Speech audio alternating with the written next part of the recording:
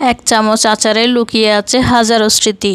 আচারের টক মিষ্টি স্বাদ মনকে নিয়ে যায় শৈশবে। আসসালামু আলাইকুম। আজ আমি বানাবো টক মিষ্টি বড়ইয়ের আচার। আচার বানানোর জন্য লাগবে হলুদের গুঁড়া, মরিচের গুঁড়া, সরিষা বাটা, রসুন, সরিষার তেল এবং শুকনা বড়ই।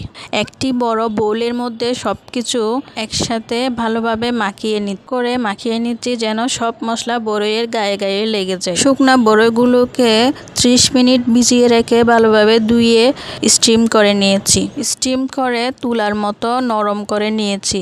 সরিষার তেল, পাঁচফোড়ন দিয়ে আরও ভালো করে মাখিয়ে নিয়েছি। সবশেষে চিনি দিয়ে ভালো করে মাখিয়ে রোদে 1 ঘন্টার জন্য শুকাতে দেব। এভাবে আচার বানালে 1 বছর পর্যন্ত ফ্রিজের বাইরে রেখে সংরক্ষণ করা যাবে, নষ্ট হবে না। আমি যখন আচার বানাচ্ছি আমার বাচ্চারা এসে বলছে, মা কি করছো, এত সুগন্ধ। আজ বাইরে প্রচণ্ড রোদ, 1 ঘন্টা শুকালেই যথেষ্ট। উল্টে দিয়ে আরও 30 মিনিটের মতো রাখবো, তারপর বাসায় নিয়ে যাব। আচার ঠান্ডা করে আমি বয়মে নিয়ে নিই। কাচের জারে সরিষার তেল দিয়ে চারপাশে ঘুরিয়ে ঘুরিয়ে তেল লাগিয়ে দিব। অল্প আচার দিয়ে চেপে চেপে আবার তেল দিব। এভাবে লেয়ার করে আমি বয়াম ভর্তি করে নেব। আজকের মতো এখানে বিদায় নিচ্ছি। সবাই ভালো থাকবেন, সুস্থ থাকবেন। আল্লাহ হাফেজ।